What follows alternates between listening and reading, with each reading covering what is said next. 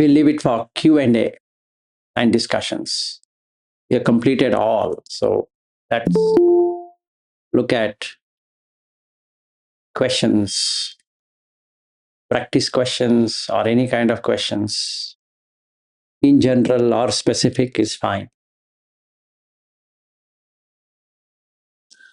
Or even discussion is fine.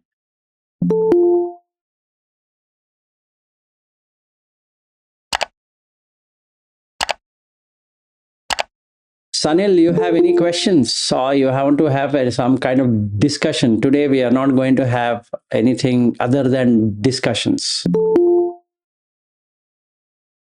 Good morning, sir. No, sir. Don't have anything? Okay, good. So then I don't have anything too.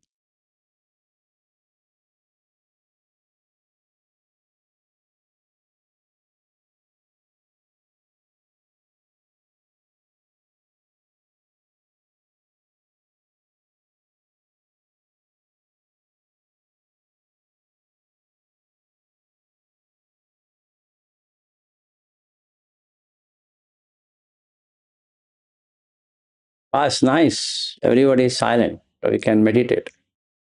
Sir? Yes, Mrutyunjay, go ahead. Sir, my question is like this, sir.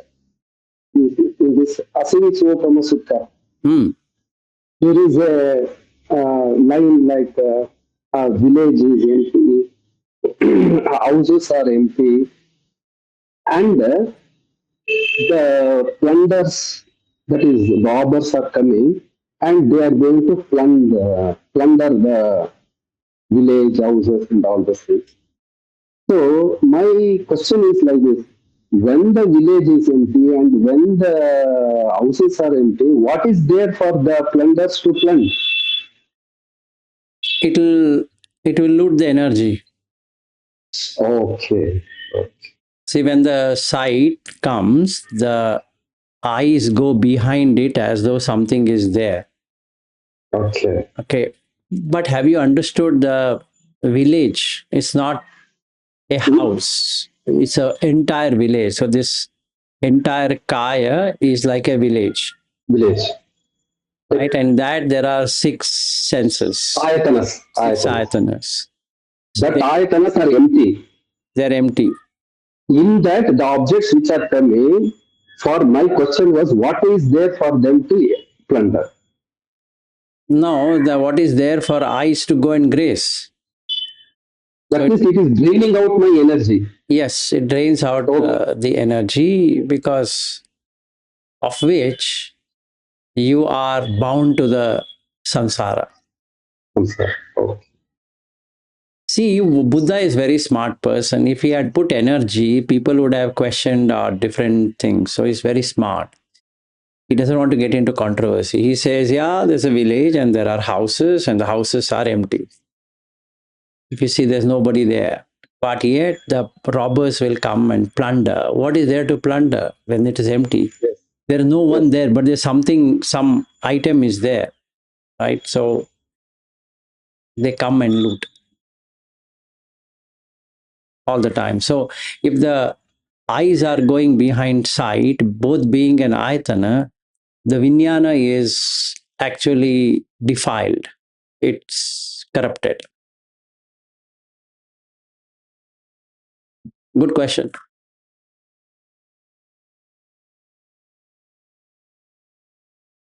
Bobby, it's today your turn. You can ask whatever you want. Unless you don't have anything to ask. Sanil says he doesn't have anything. It's very nice.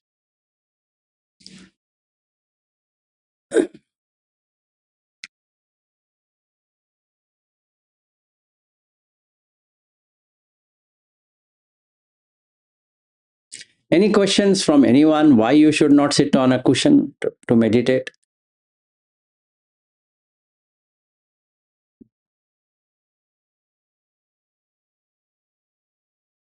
Good morning, sir. Good morning. Same sutta with related to that empty village only.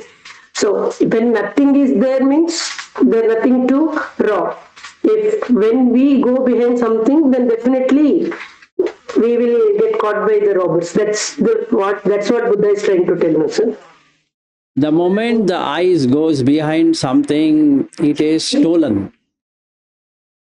They go and loot it. So if the eyes had not gone anywhere, if the ear had not gone anywhere, nothing would have happened.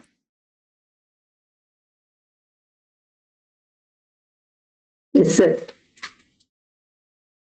So having gone there, it is having a problem.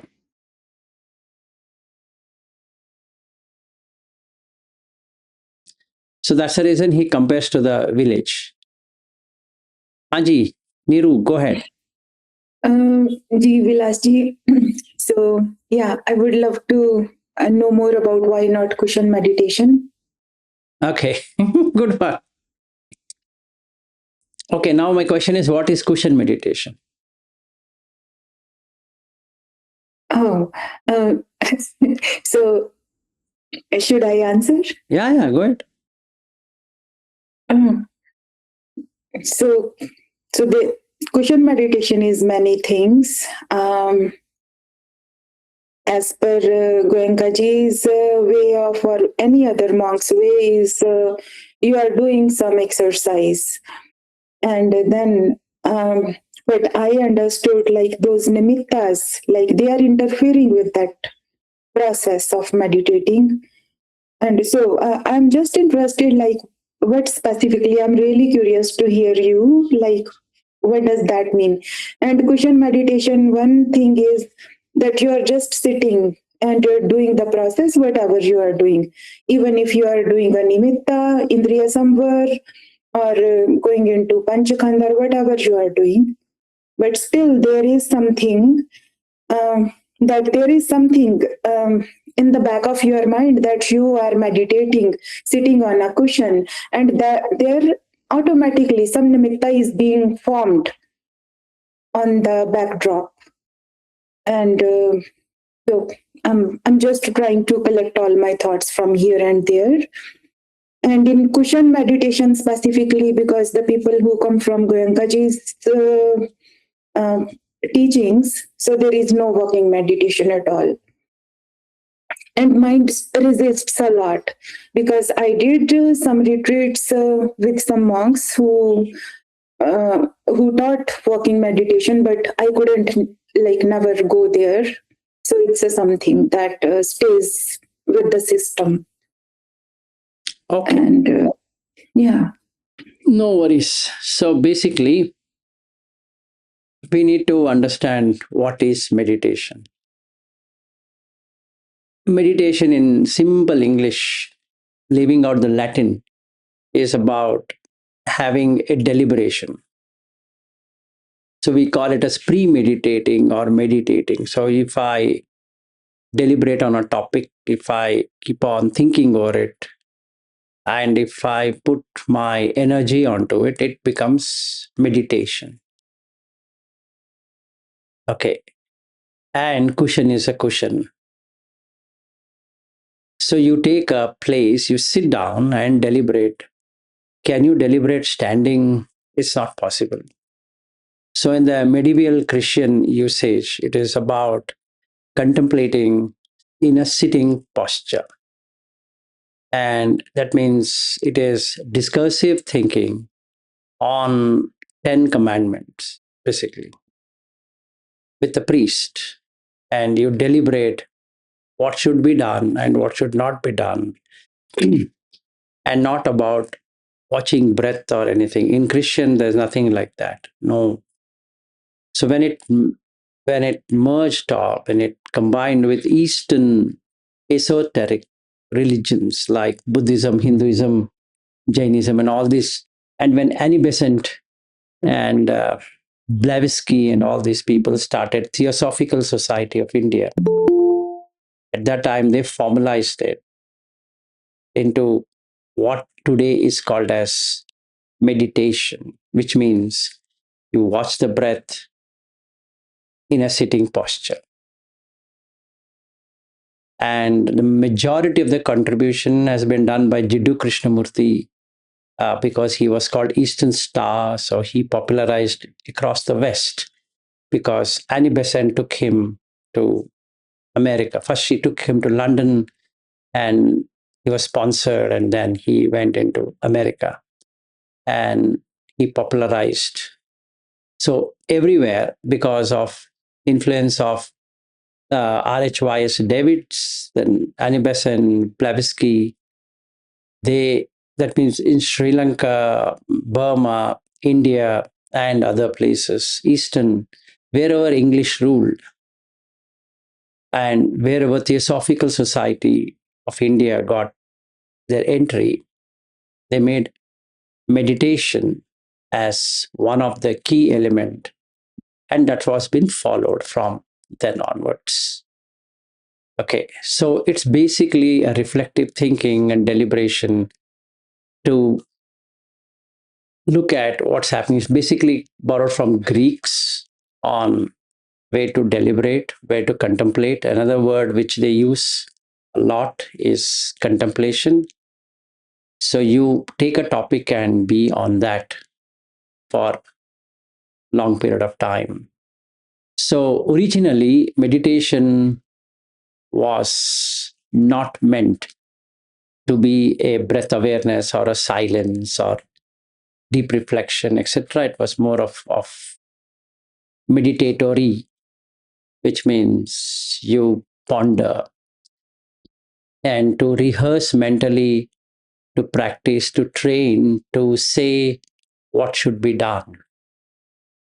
That was the original meaning. And since English took it over, they made it the Christian practice. They put it in a more formal way, which is a great contribution from the English in 1600s to make it that if you want to deliberate, sit and deliberate, don't stand and deliberate.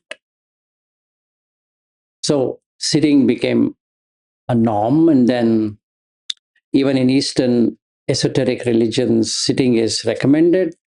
So then they found similarity, so they started cushion, and then it was meant for cushion meditation. So everywhere today, when the word meditation is used, it's used to sit. And the best people who meditate are Muslims who do 5 times rosa or prayers. And if you see that they do almost like a yogic exercises for while they are doing their prayers. Okay, so they have done far better than the Christians in meditation, actually. That's about meditation. So what Buddha taught is not meditation, it is bhavana, mental, it is development. Bhavana is to develop. And chitta bhavana, chitta is mind, it's mental development as opposed to meditation. So it's more psychiatric, psychology, and psychotherapy in Buddha teaching than anywhere else in the world. And that's the reason there is recently a lot of scientists are moving their thought process into Buddha's teaching, because for psychiatry and all kind of psychic problems or um, psychic power, which is what Iddhipada is all about, to see what the mind can do and how the parasympathetic nervous system is changed over by the sympathetic nervous system when there is stress response, when there's trauma, etc. It's more about mental development as opposed to sitting and channelizing into a meditation posture. While I say that, it doesn't mean that we shouldn't be sitting and contemplating, that is required, but it's a long contemplation because you have to create an habitual formation. So bahuli kata, what Buddha uses is habitual. Bahuli means to make a habit. Bhavita bahuli kata is you develop a new habit, a new neural pathway, which will remove the previous neural pathways, what was defined due to whatever conditioning we have had. So it is more to do with conditioning to unconditioning. So from sankata, which is conditioned, to asankata, which is unconditioned. So you develop the mind to be detached rather than attached. So the parasympathetic nervous system completely takes over, and disassociation of the default mode network is what Buddha Dhamma is all about. So it's actually, if you look at the brain sciences or neurosciences, you'll find Buddha teaching to be the best in understanding the psychology, rather than sitting and 1 hour happened. I sat for an hour again. That is BS way of doing. There's no development. There's absolutely no development of the mind. Even by Christian way, we are not doing it. At least Christian would have been a better way of doing it, because there is deep reflection of a concept what I've taken. So if I take 1 hour and I deliberate my problem for 1 hour, I get an answer. And that is the reason medieval Christian, like in 1400s and 1500s, focused on contemplation on the 10 or the 10 commandments. So that was much better, because it was giving a discursive thinking and thought process. But that made the church higher than anybody else. And that's when the Renaissance period started. And then a lot of scientists came with their viewpoints that this is not how it should work. But anyway, but that was a cause. That was the basic cause for the Christian missionaries to go so extreme that whatever is there in the Bible is treated as non-challenging. So, but that happened due to the serious reflective thinking from 16th century onwards till 18th century, late 18th century.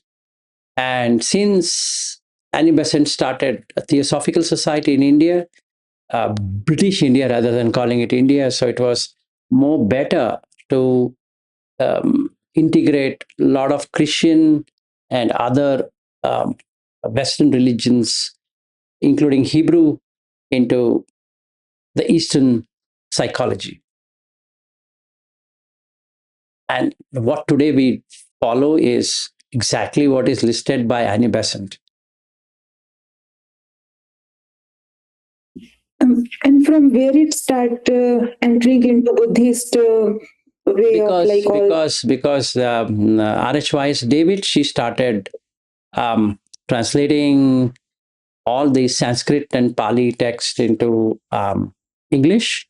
So the first Pali text society was started during 18th century, and then the printing press was owned by English. So and then they translated everything. So when they moved into Sri Lanka, when English took over Sri Lanka, they made sure that all that was defined in the Theosophical Society is implemented in Ceylon. Because earlier Sri Lanka was called Ceylon. So they implemented the same thing in Burma. So Burma, Cambodia, Vietnam, then Sri Lanka, then Bangkok, that is Thailand, all these places, they have same thing.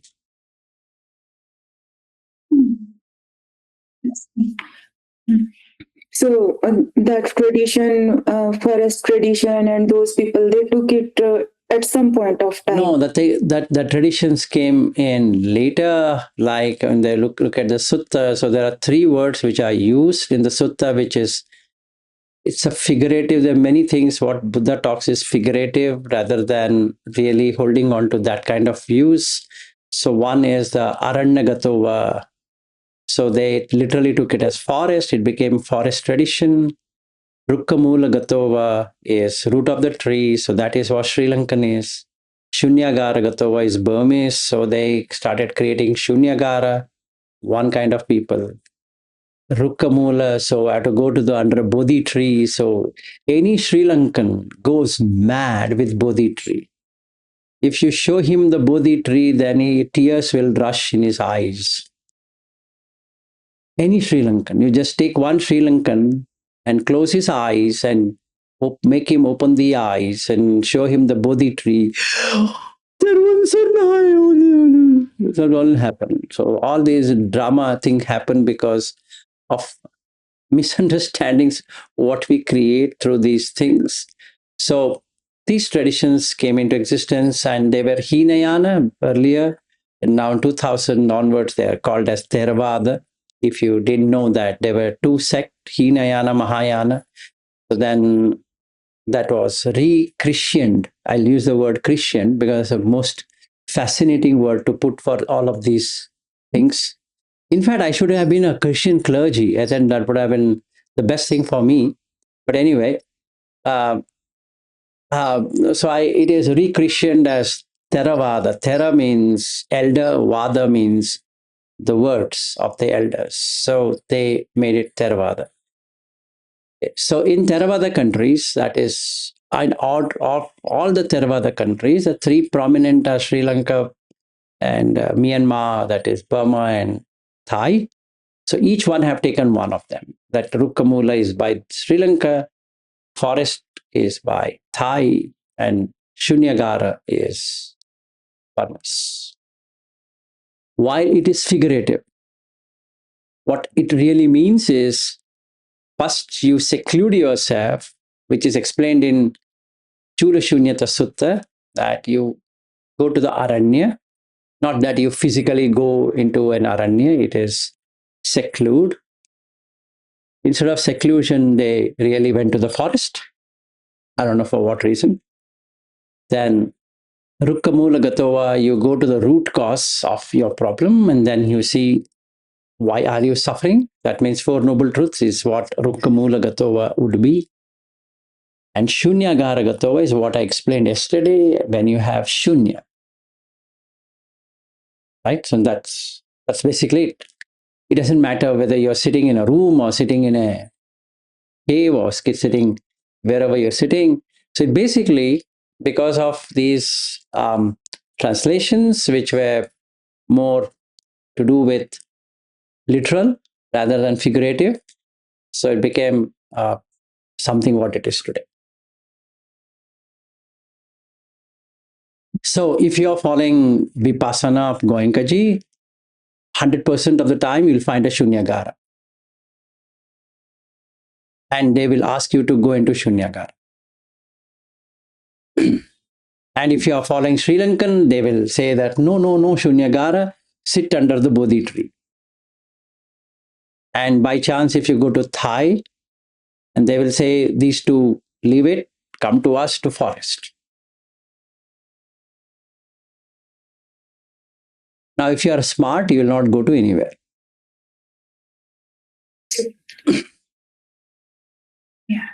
So here there is a center near Toronto, and that center has Shunyagaras.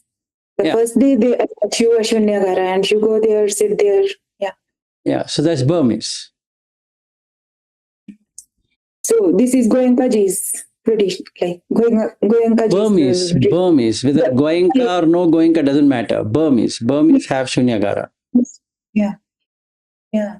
And now what has happened is that many of these Western Buddhist people who came into Burma or came into Thai or wherever, they move back to their own country. Like in Lords in London, you have a huge vihara where they have all kind. I mean, they have forest, they have this, and they have that, everything. So now it is becoming, all flavored milk rather than one single flavor. So now the Western monks, when they go back to their countries and they make something palatable to everyone.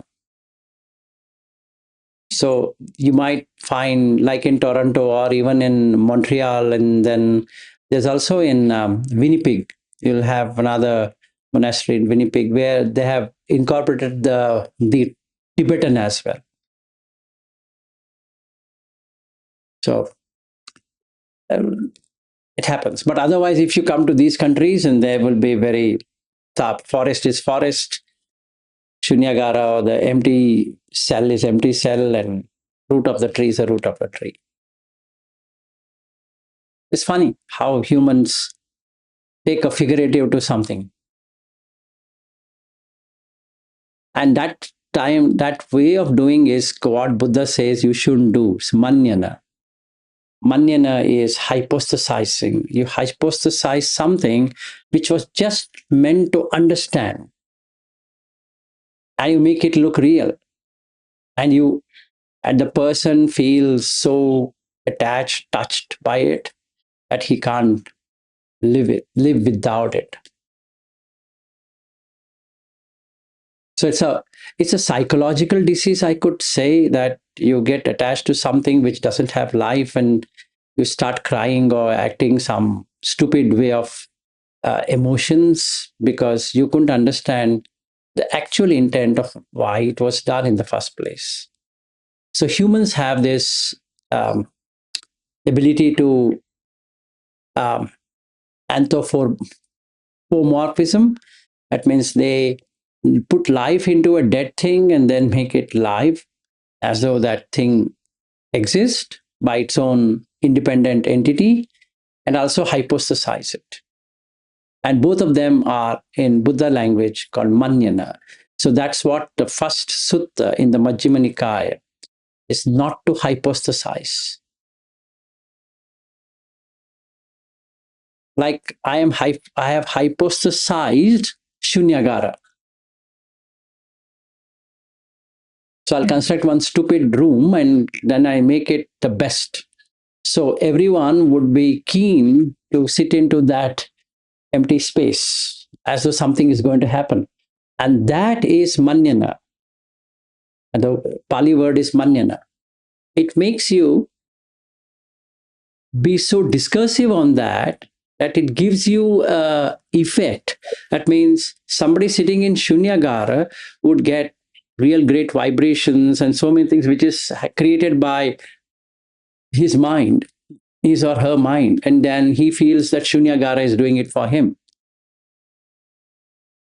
which is untrue. So it's majorly a psychological malady or psychological disease of the person, that he is make it hypostasized. So Buddha Dhamma is about decoloring the mind, or decoloring the your association with objects.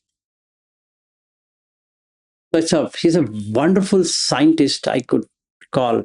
No human had such an ability to understand what happens in the mind of people who take all the views and this and that, and he brought it out in a way that you shouldn't be associated with any one of these. So there are views as in ditti. So then there is ditti vipallasa. So vipallasa is to take something which is not there as there. Then you have sanya vipallasa. Sanya means perception. In fact, in psychology, you study about perceptions, how things are perceived which are not true. Like a rope is treated as a snake because it looks like a snake, right? And then you take that to be true. Just like an ornament is treated as gold, it's a wrong perception. An ornament doesn't have its own quality to be an ornament without the gold. If there were no gold, they can't be an ornament. So basically, you hypostasize something which never existed. It's a mental disease of humans, honestly. It's a perfectly a wrong understanding. Just like I hypostasize a wife or a son or a husband, something which is actually not real there, because that person got married, and that person is designated as a wife, as opposed to a real wife coming and standing in front of him. But because of this malady of the psychology, or the psychology has changed of the person and he's become mad person, actually he's mad. Literally he's mad. He or she is mad. That he or she feels they have a family. It's malady. It's disease, actually. And now that disease has to be cured using Buddha's medicine, so to say. because you are never married in the first place. What are you married with? Nothing. What do you mean that you have a wife or a husband? What do you mean by that? No, you never had, and you will never have. And that's the reality. So basically, this malady has been created because of sanya vipallasa. Sanya, perception. It's a wrong perception. So you have to make the right perception to have a right view. Ditti vipallasa. Okay. So like that, we have each of these kind of distorted understanding.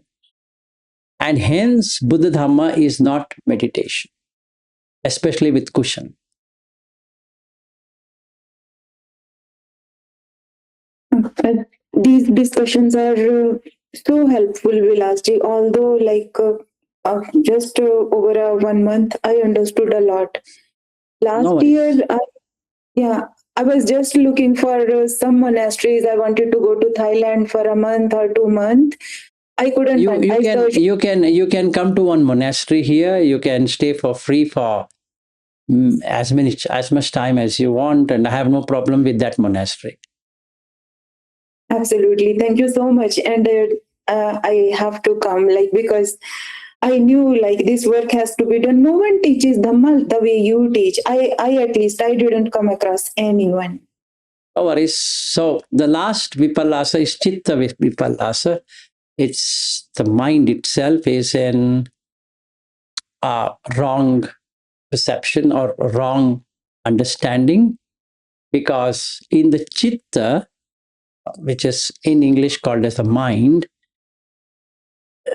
what happens here is that it takes itself to be a self.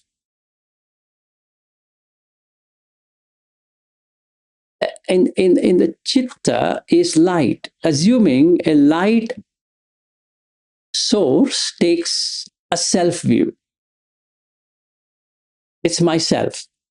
So each bulb which is changed becomes its own life, right? So then I take 100 candle bulb and then put into that holder and it lights, and then the electricity feels, hey, you know what? This bulb is me.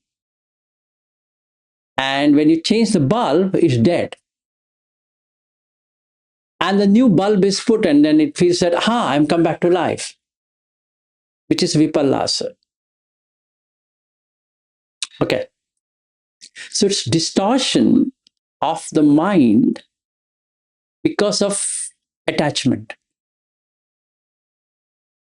So basically, it's supposed to light up, just light up, nothing to be associated. So all of us are from abhasara, is because we just lighted up things. There's nothing in there, no quantification, no qualification of this or that. We just light it up, just like you construct a house, just light. That's it.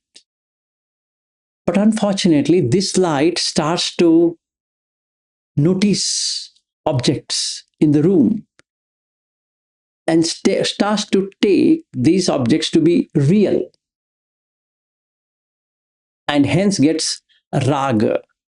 So the chitta gets into raga, the chitta gets into dvesha, the chitta gets into moha, the chitta gets into the sankhitta, the vikhitta, like that. So it has 16 of these unwanted flavors, and hence it is distortion. So where is meditation here? And where is the cushion for that? But what do? We have got so conditioned now in a new way. It's new era way of meditation, Uber meditations. So you have meditation studio, and then you have retreats, all fun thing happening, except for mental development. Zero mental development. So it's become a very trendy practice. And hence, on what you sent that video and many other videos associated with it, why psychiatrists and psychotherapists and all of these people are flocking to the Buddhist way of thought is because then at least Buddha has answers to all the maladies what a human being has, because this chitta is known to have one problem, that's attachment. It gets attached. That the light shouldn't get attached. Light has got nothing to do with what is in the room. Its job is to just lighten up. Pabhasaram idam chittam. That's it. Its basically job is to shine on that object. That's it. It doesn't matter what that object is going to do. But unfortunately, that gets attached as though there is one human being sitting out there, and that's the end of the chitta.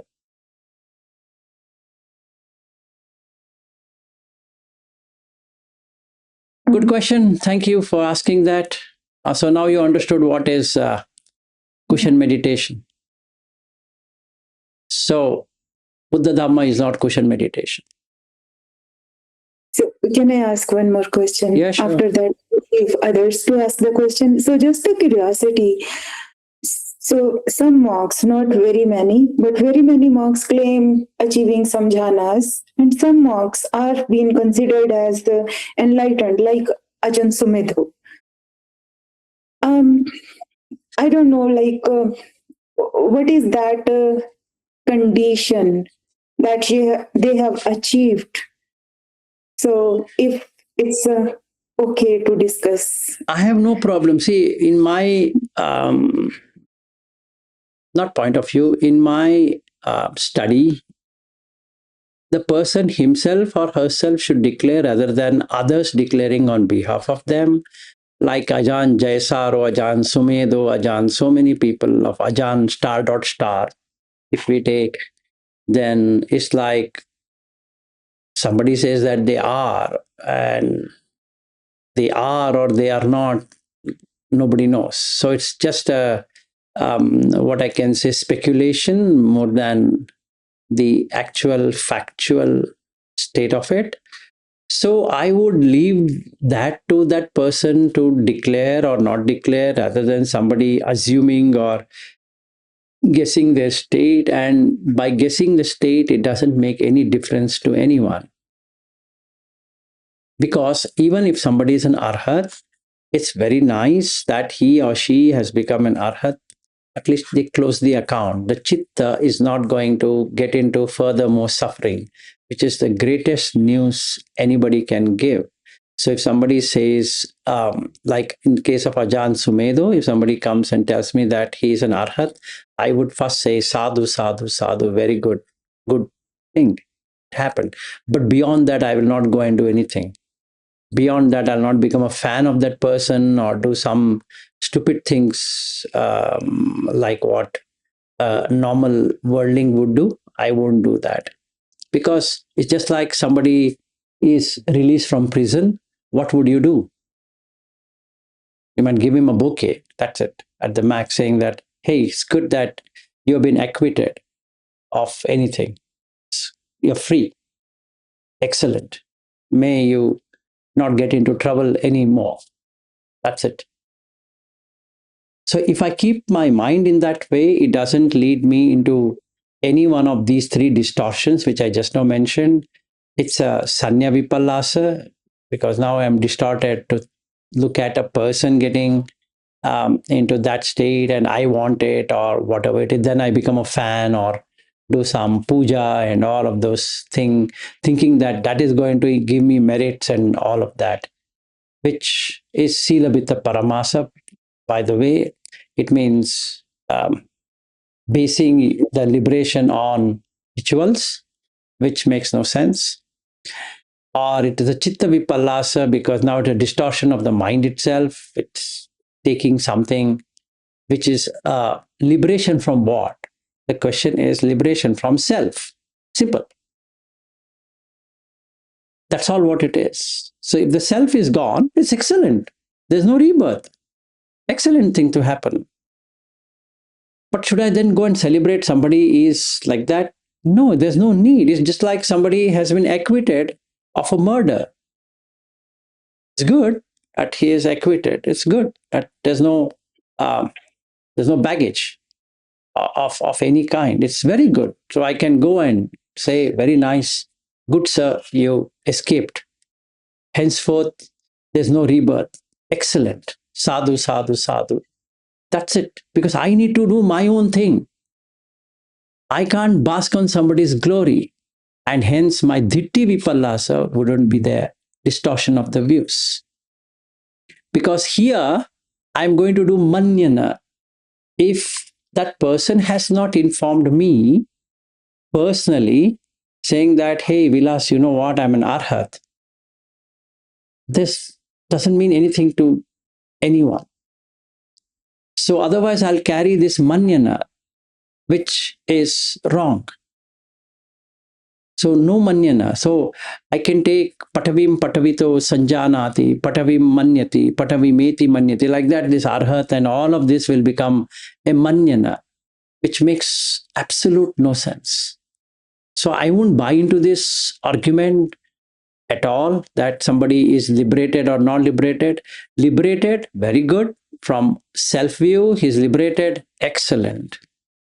If I have not got liberated from self view, I know that I have not liberated from self view. So I need to work out to get liberated from self view.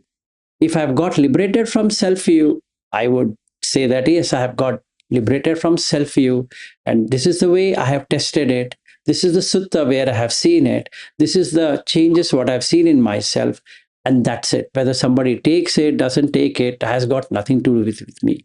Because at the moment of death, I know where the vijnana is going to be and how it is going to behaving at when this chitta has to let go of the body.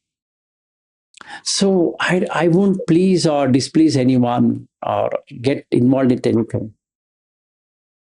That means I have no viewpoint at all on this. Hope I could answer. So if somebody says that somebody is liberated, fair, absolutely good. But should I become a fan of that person? No way. What do you mean? Everyone is a prisoner. So if somebody is released from prison, very good. Absolutely fine. It should be like that. So my turn also will come to go out of prison. So let me work out in a way that I don't have to be imprisoned. And that's all what it is. And who was prisoned it? Self. So now there's no self and that's it. Over.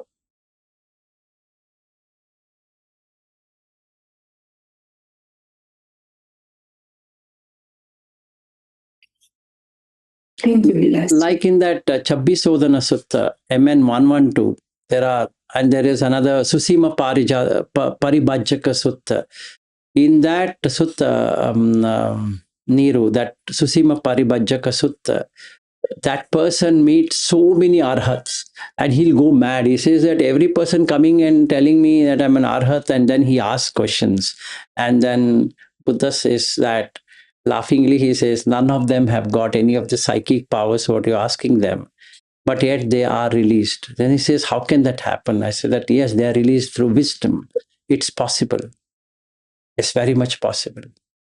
So some people might have psychic power but not yet released. Some people have no psychic power but completely released. So it doesn't make any difference. And psychic power is nothing but psyche, the mind.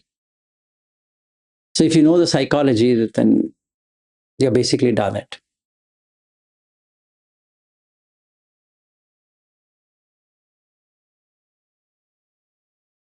Thank you so much. Sure.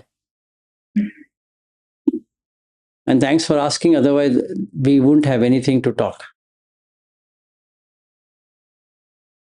I thought you were like we were reading Rahula Sutta today. I don't wanted know, to like, start on Rahula Sutta, but before that, I wanted to have these ironed out because we are done. Now the Rahula Sutta will become like a what I can say starting point. and it really feels like a completion of a huge big course, at least for me. It Yes, really it felt like, is. Indeed, it is because the Vimukha is done, being done. You're an Arhat. That's it. At least on a school level. yes. The school where I'm going, the teacher says, guys, we are done today. And that's it. Done with what? No, we're done. That's it. Dismissed. Class dismissed.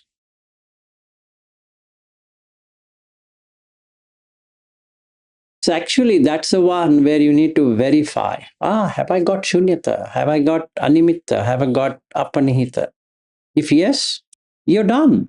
That's it. Exam over. You're passed.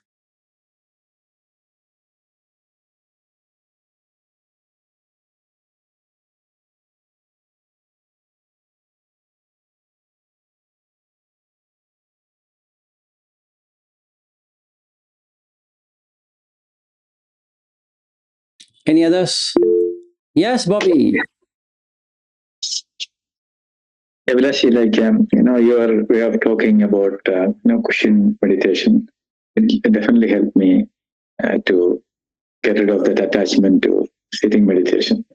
But then, in the main two suttas of Anapana Sati Sutta and Mahasatipatthana Sutta, when any training is started, Buddha says that Rukamuragadova, all these things, and then he says that he sits cross-legged, keep his body straight.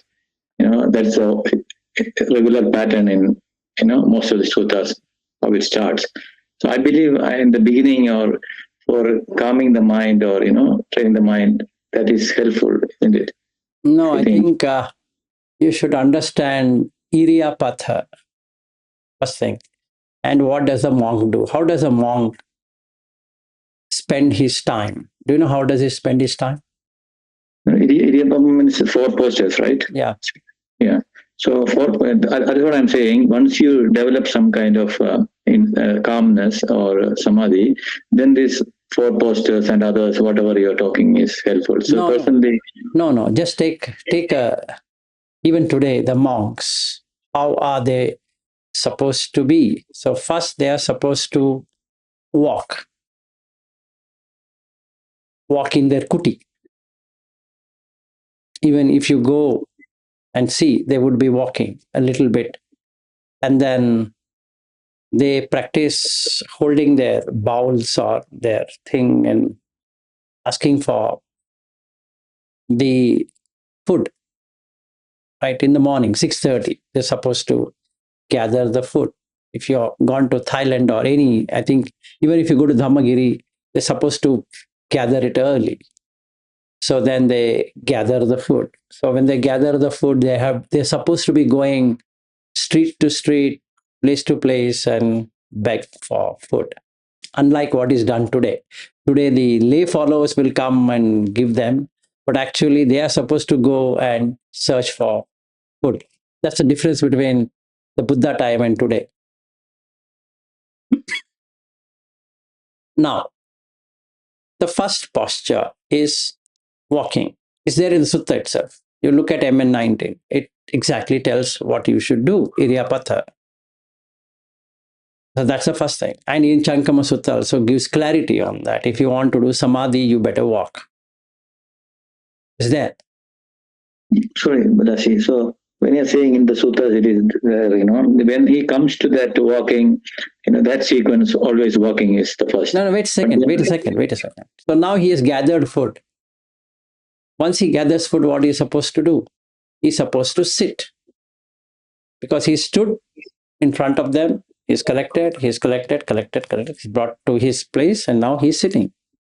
And now another sutta about other than this Rukkamula Gatova, the same concept, he talks about removing 5 hindrances after picking up lunch. Isn't it or not? There is another sutta for that. They both have the same. So, sit cross-legged, keep your body straight, and look at the hindrances, 5 hindrances. So remove the 5 hindrances. So then, isn't it the same thing what he's talking then? And in that sutta, Mahasatipatthana Sutta, or in the Anapanasati Sutta, has he mentioned closing of eyes? No. So That doesn't is, matter. Doesn't yeah. matter, right? So you sit, you watch the breath, and be aware of what is happening in the body. Kayagata sati. Develop Kayagata sati. That's all what you need to do. Okay, let's say I've not collected any food. Yeah, come and sit. Sit straight and watch the breath. Bring your attention to the front. It's not about here. There's no parimukha is not nose, nostrils. Doesn't say nasagi. In some sutta, there is nasagi. In some sutta, like Sariputta explains that the best way to observe is nasagi. It means near the entrance of the nostrils. But as far as Buddha goes, he just says parimukham upettapitva, established in the front. So you don't have to necessarily do an acrobatic act of watching the tip of the nose, or you have to close your eyes. Both are not there. Akhim padhati is not there. So don't have to close eyes. So as long as you're not closing eyes and you're watching the breath, doesn't matter whether you are in the third posture. A third posture is a subtle posture than the first posture. So let's say I go into the third posture, immediately there is always the thinamida catches. So first I walk a little bit, and then I stand a little bit, and then I can sit for a long time. Absolutely fine. I'm not against sitting meditation at all. I'm saying sitting, closing eyes meditation. Like, say, when I think about myself, if I didn't do all those sitting meditations before, whatever you are saying, I wouldn't have understood, like, because, it got some kind of time to reflect and, how No, this you're used like changes. that. No, actually, what has happened, Bobby, we all are used to like that. See, I've started today, and all of the people are sitting. What will happen to me? I will also sit because I won't have courage to walk. Like, for example, I'm saying, like, in from your childhood, people talk, in some way or the other, people talk about so many good things, right? So whatever Sheila, see, some part of Sheila is there in every type of talks. You should be good, but then I couldn't do that, because I heard it a lot, but then that proper training was not there. So the way when I talk to you, like, you are talking the essence of Dhamma all the time. So that I'm more understanding because of the mind becomes more settled. Yeah, fair idea, fair thing. I'm not rejecting the fact that you're not getting these things out of not sitting. You're got it, all of it, while sitting. Appreciate it. So some people can get subtle, some people are gross. So they have to look at whether there is grossness or subtleness. Meaning, if they are feeling totally sloppy and sleepy in sitting, they shouldn't sit. They should take the gross posture, which is walking, and slowly move to standing, then do the sitting. If somebody is already tuned to sitting for longer, like just like Sajal as an example, he doesn't have to do the first two postures, not at all. The only change he might have to bring in is not to close eyes. Other than that, it's fair. It can be. So even that I had a little bit of confusion, because while talking to Kiradan, she was sitting for a long, long time, But then people can get addicted to that, the pleasure in sitting, right? And then they will not develop insight. Yes, absolutely. So it can happen, like you're right. Kiratan can sit like crazy. He told he can sit for 8 hours. Yes, he can sit without moving. He can sit. He has developed that art of sitting. In his 40 years of his practice, he has attained it. And since he was with Bhikkhu Bodhi and so many other people, he has learned very many things, which is far beyond a normal person's comprehension. I really liked him, the way he is, except that the Dhamma is not entered into him. Yeah, and no, he accepted it. That's a great thing. And he said that he in 8 hours, like in the after first, he doesn't have any thoughts at all. Yes. Completely blank. From that time after coming to you, when he started inspiring inside, his sitting practice becoming very little, and it's difficult also, it seems. Yeah. So he was forcing himself. So then there's no need to force Bobby. It's like what you feel comfortable. Let's say, Bobby, if you're comfortable in sitting, you should sit. Like in Shaniel, he's comfortable sitting. He should continue doing whatever he's doing because he has learned the art of doing it. But he should not sleep, go into the blankness. Like, when you guys do that, and then when question is asked, how was it? Most of the time it is blank. It shouldn't be blankness. It should be complete awareness. That's the only difference. Whether you sit or stand or walk or lie down, it doesn't matter. Out of these postures, what should be there is pure awareness should be there, that outside, inside, both awareness are there. Doesn't matter what you did to get there, right? Yeah. So I can use any one of these postures because only 4 postures anybody can have. So what Buddha did is to define these postures. Like in my case, especially since I have a leg problem, I can't sit. So I found my best posture is walking. That doesn't mean that I have to force everyone to walk. Hey, you know what? I got it. So you better walk. No. But if your grossness is there, you better walk, because the sitting will not get you that, because it's a subtle posture. Just like somebody saying, can I sleep and meditate? Yes, you can. Absolutely fair. But the chance of you going to sleep is far more than you're walking, right? So, but if somebody is very good at it, why not? He should or she should. It's the best posture to be in, honestly, because that's the subtlest of the posture. And the grossest of the posture is walking. So we have to see what works for us, and we have to take that, rather than saying that this is the only thing you need to do. There's nothing like this is the only thing. No. This is another danger is, like you're going to sleep, and also like, you are aversive to other sense objects, like sound and everything. Yes. And people I heard saying that, I don't like to hear sound, all those things. Yeah, so that's what happens.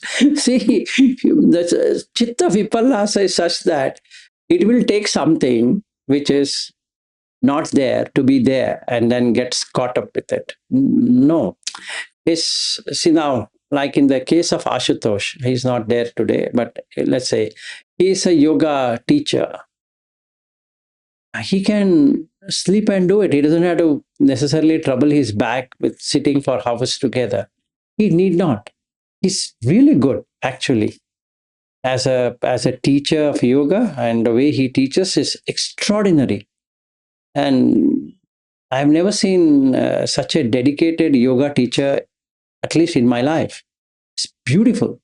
The way he teaches, like he taught my wife, is extraordinary, I'm telling you. I have never seen such a teacher. Even she has not seen such a teacher in her life. So we both like Ashutosh a lot. So he doesn't have to sit, actually. He can do it lying down. He doesn't even have to walk. In fact, he can do the same thing in Surya Namaskar. It's possible. Why not? He can apply the entire Buddha Dhamma in those 12 or 14 steps of Surya Namaskar. Why not? You can do it. Why can't you do it? You can. Because once you know how to play with body, with the Kayagata Sati, you can use it anywhere you want, whichever posture. So if somebody sees somebody doing like this and being in the awareness, why not? You should understand the trick of that, like it is the awareness of the Yes, movement. absolutely. It's sati. It's got nothing to do with breath watching. See, people are not able to understand. It's not breath watching. It is sati, awareness. Awareness of the breath is different than concentrating on the breath. You're learning how to concentrate on the breath. It's not concentration. What stupidity is that?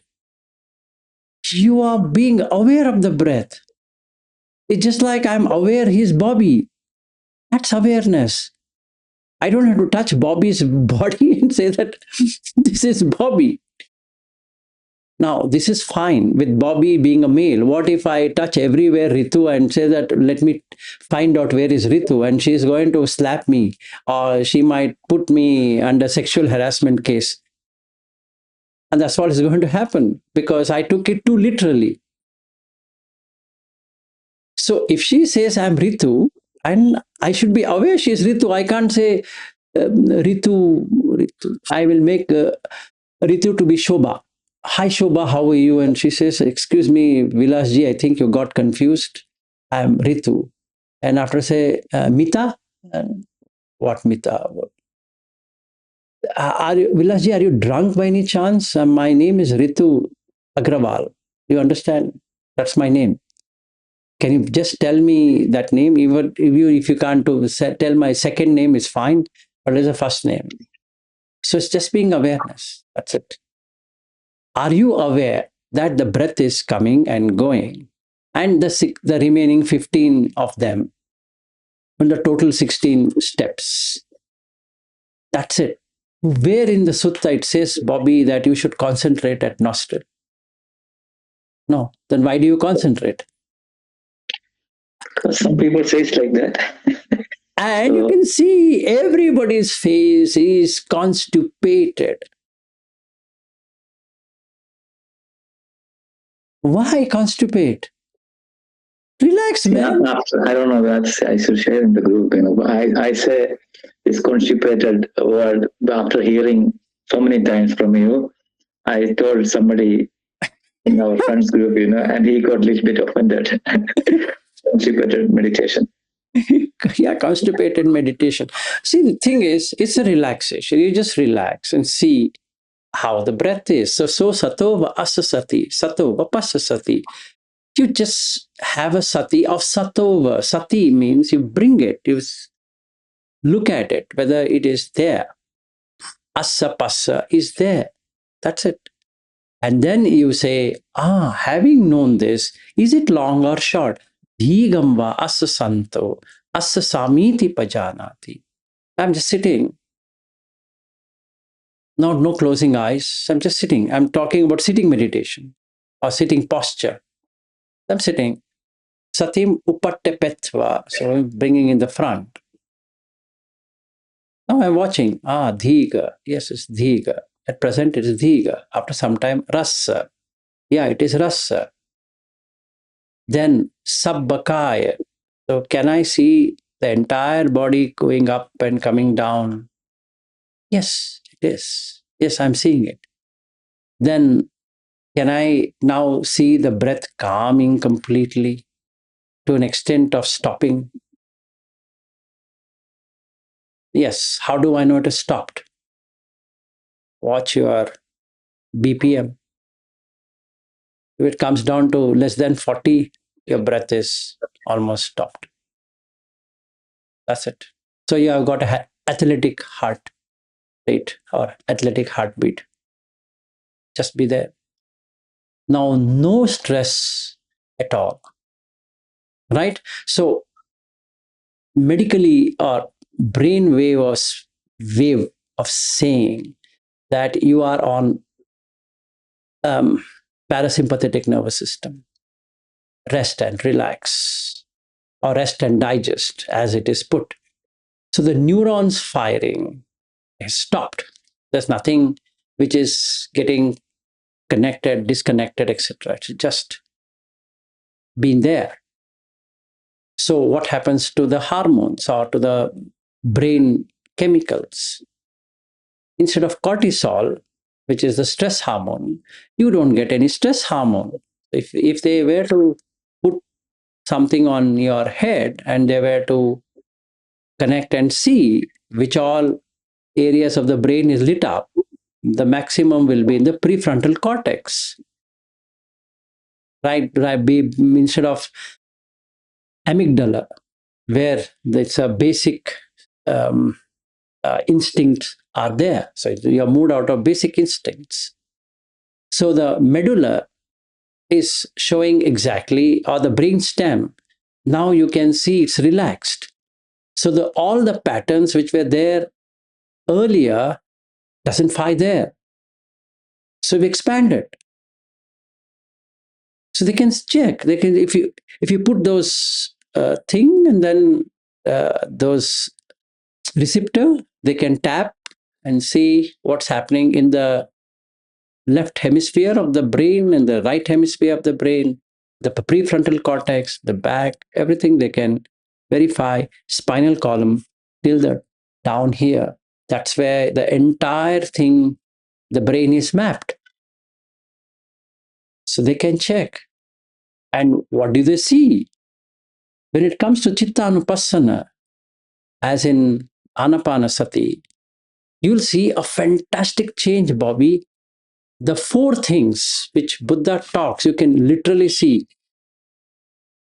Chitta pati samvedi asasi sameti sikkati. You can see the minutest of the sanya, the minutest of the vedana happening in the six senses, which you wouldn't even have seen it.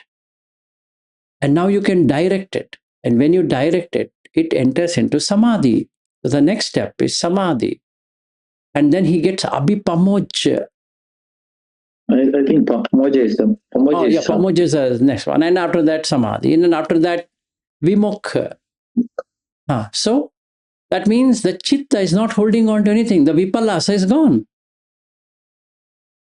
So when the vipallasa is gone, you know what the body changes is? He gets anandamidi. That's a chemical, the brain chemical, which will get released across the body. And there's another chemical called GABA, which calms down the entire system. So you can test it. Medically, you can test it. Forget about anything else. So at that moment, he gets another four. Anicca, Viraga, Nirodha, Patinisagga. Done. How much time does it take, Bobby? 20 minutes. From the first to the last. And then I can walk free. I don't have to sit. I think you so sorry to that. You just clarify. You told that last four things is there in everything, right? All the other 12. 12 plus 4, 16. 12 plus 4, 16, right? There are 16 steps. Yeah, 12 plus 4, 16. But the last 4 is applicable to from the beginning. You know, Anicca, you told some like that in one of the, like, discourses. From the beginning to the end, it'll take you where you can see anicca, the nature of anicca. That means if you go to the neurotransmitters and go to neurons, you can see arising and passing away of each of the network, in many synapses, basically. I'm talking the brain neurosciences language to make it even more better. And anyway, Niru is there, so she can correlate how this whole thing works. So you can see this changes in the synapses. That means how it is connecting. So which network to connect, which network not to connect, it's already easy peasy, right? So it can connect. It will drop this, it will take something else. And that's exactly the habitual changes. So bahuli kata, bhavita bahuli kata. So now he has done bahuli kata. So he has changed. So what happens? It will drop this, what is called as default mode network. It takes a new network. So it creates neuroplasticity, meaning plasticity means that neurons which are firing together, what happens is they make one path. So they keep on making it stronger. So at present, the karma is the strongest, if I could say. Now I have created another parallel neural pathway which will drop this pathway, and hence my psyche is changed. So now from this, I've entered into jhana, which is a new neural pathway. That means just like a village road. So There were trees and shrubs and other things, so I keep on moving on that every day, and then slowly a walking path is created, and then I keep on walking and walking and walking and removing all the dirt on the way, so I make a road, and now I have put a gravel on that, and then I metal it. Now this pathway which I was going earlier, call it as a kama chanda, is now replaced by this pathway.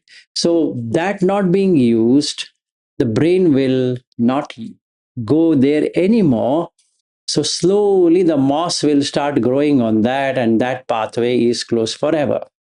Now I've come on this path. So these are the 4 jhanas where I have achieved. So what would happen in these 4, this last 4? Since I have already gained on this neural pathway, I don't have to do the first 4 kayanupasana. I don't have to put the next 4 vedananupasana. I can be only on chittanupasana and dhammanupasana. So basically, I can see that ending. So anicca, this I've done viraga because I no longer go on that path to grace. So all the 6 ayatanas no longer go there. So viraga, nirodha, ceased, completely ceased. Patinisagga. Nisagga is to get out. Patinisagga is to get out of that bondage. So now I created a new neural pathway which will exit me out of all of the conditions. So that is completion of Anapanasati. Thank you, Rashi. I think you made that sutta to understand in a very simple way. Yeah, it's actually pretty simple, Bobby. I don't know why humans have this ability to complicate something and make it again simple. And what was simple is simple. It's just simple. Watch the breath coming to your nostril. Don't close your eyes. Don't do anything. Just watch. Don't force. Just watch. Fun starts. Relax yourself. Nothing. Just be focused in the front. That's it. And you can see the whole body expanding like this, contracting, expanding, contracting, and slows down, slows down. And the best part of this whole equation is that your heart is pumping at a particular rate. It slows down the rate. So it doesn't require so much to pump. So you're basically relaxing your heart. If the heart is relaxed, people who have studied Abhidhamma know that it's called Hadaivattu. It's not a physical heart, it's a mental heart. Fair. But then you can see the Chakku Pasada Rupa, Sota, Ghana, Jivha, Kaya, Mano Pasada Rupa, 6 Pasada Rupa coming together and just relaxing. So there's no stress. And when there's no stress, you're released because there's no samsara without stress. There should be some stress to have samsara. Only if I create a wife in the mind, the stress comes. If there were no wife in the mind, where will the stress come?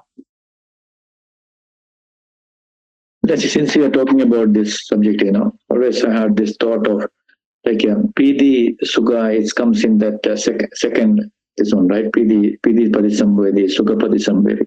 And then he talks in the Chitta section, it is Pamojam. So what is the, all the 3 are like kind of a happy states, So why the Pamojam seems to be a bit more higher than Suga, I believe. What is the difference? Okay. Okay. Bobby, are you better off being an Australian or an Indian?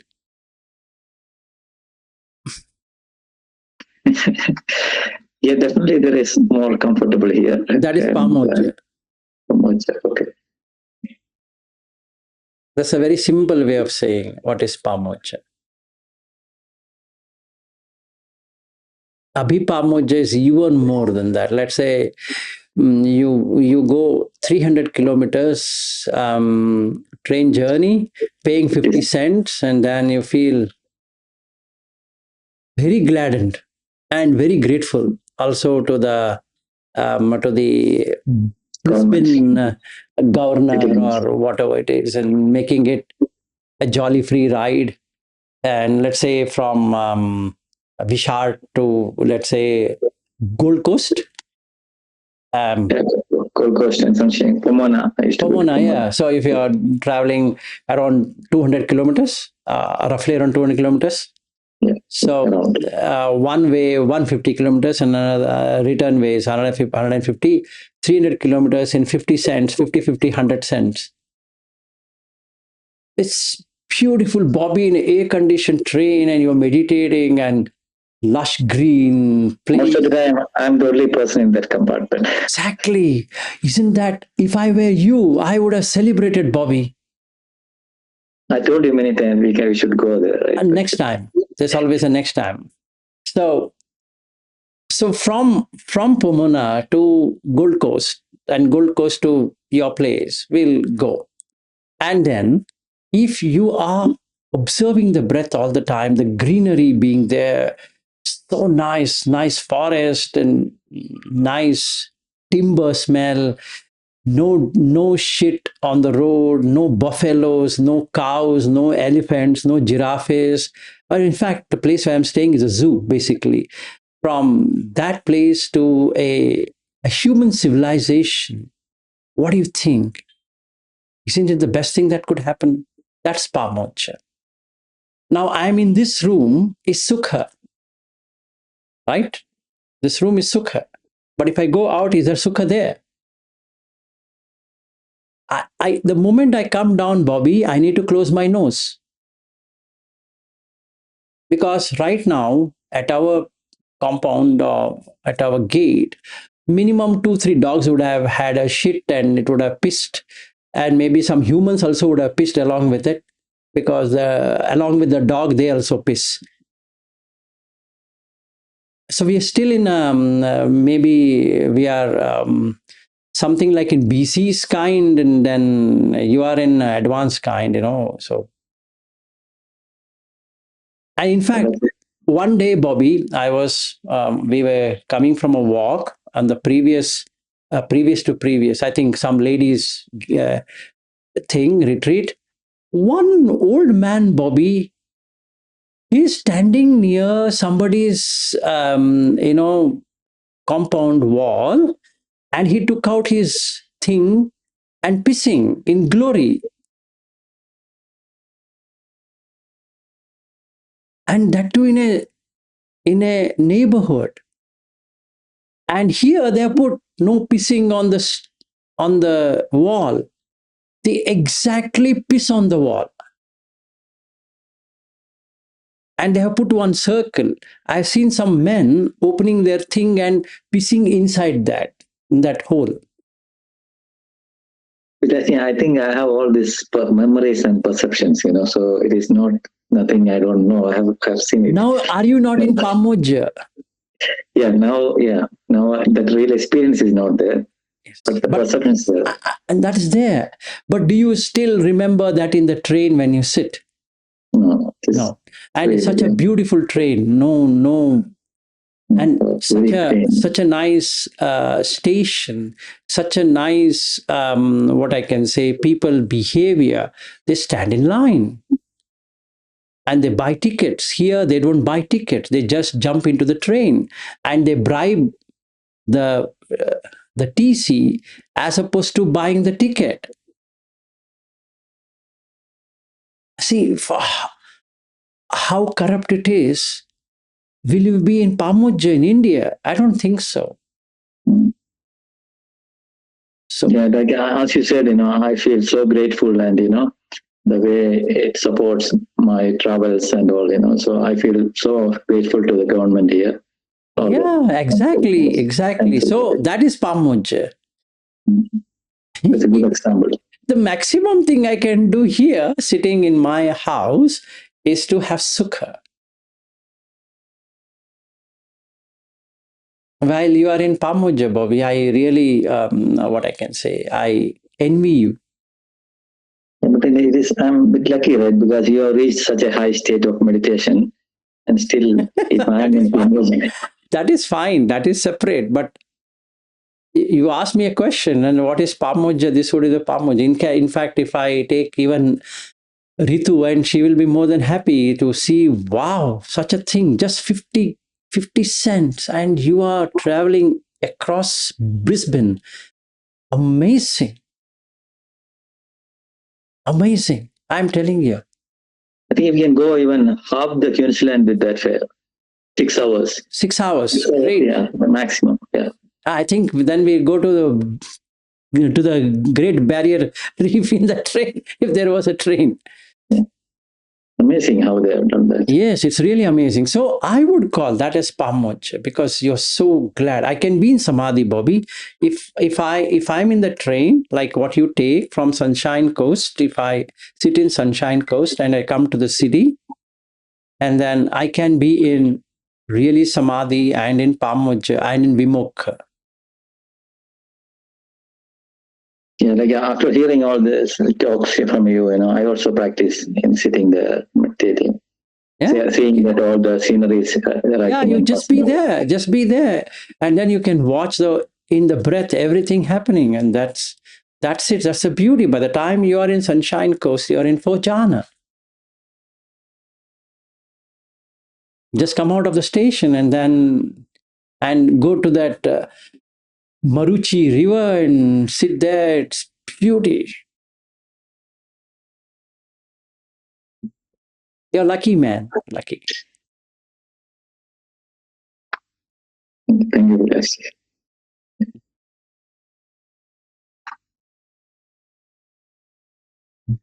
Indoropili Mall itself is more than sufficient.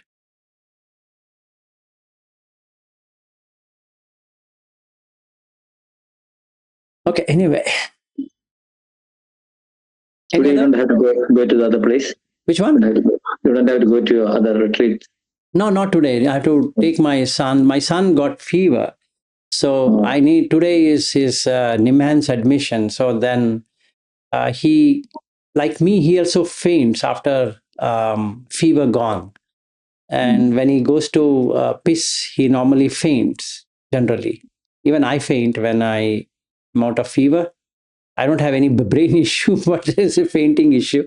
So there is a brief faint. I mean, I just fall down because the sugar going down.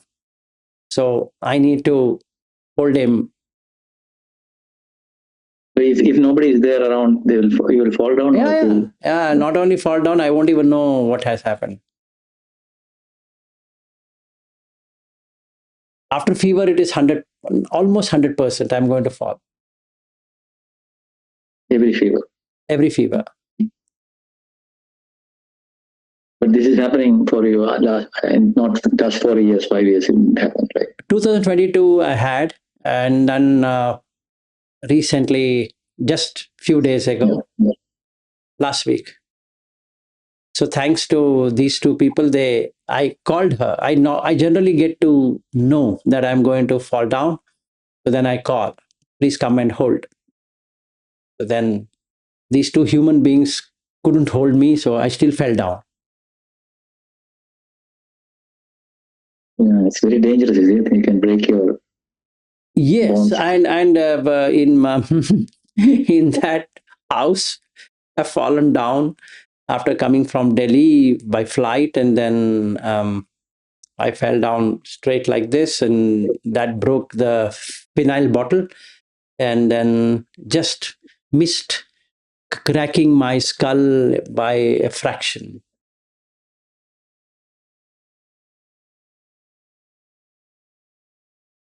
I have that for a long time. And I think somebody in our family has it. So it's a hereditary. So I have it, he has it. After fever, it is guaranteed. So I'm going there to hold him in case he goes to pee and then I need to hold him.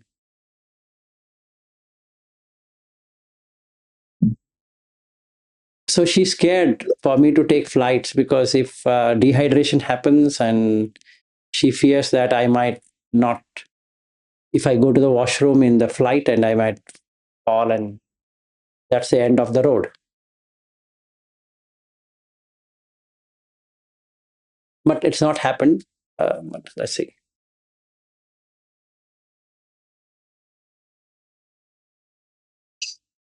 suffering is there all the time, right? Yes, absolutely, Bobby. Suffering is going to be there.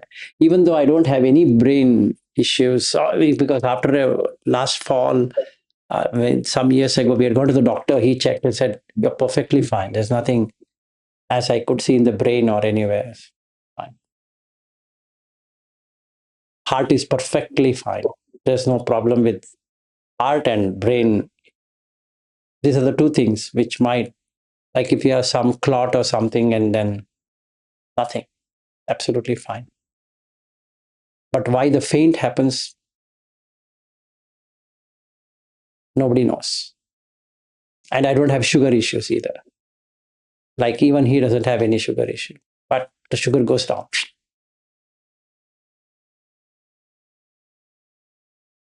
Anyway, we have signed up for a different kind of issues. Any other question? Or we can close.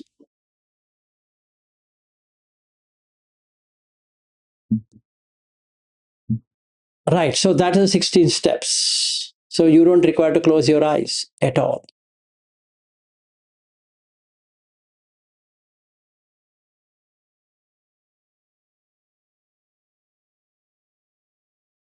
Now the question comes, shouldn't you close at all? No, you can close. But initially don't close because that will take you to sleep. Keep it active. Then the eyes will automatically close down and then you will not have any kind of pictures coming on the screen. And then it creates awareness. So then you have body awareness, you have breath awareness, you have sound awareness, you have smell awareness, and everything you're aware. No part of time you will not be unaware of whatever. Even if somebody's, that sound also will be heard. So no blank. So the meditation, if I want to use that word, is to be aware of everything that's happening. 16 steps.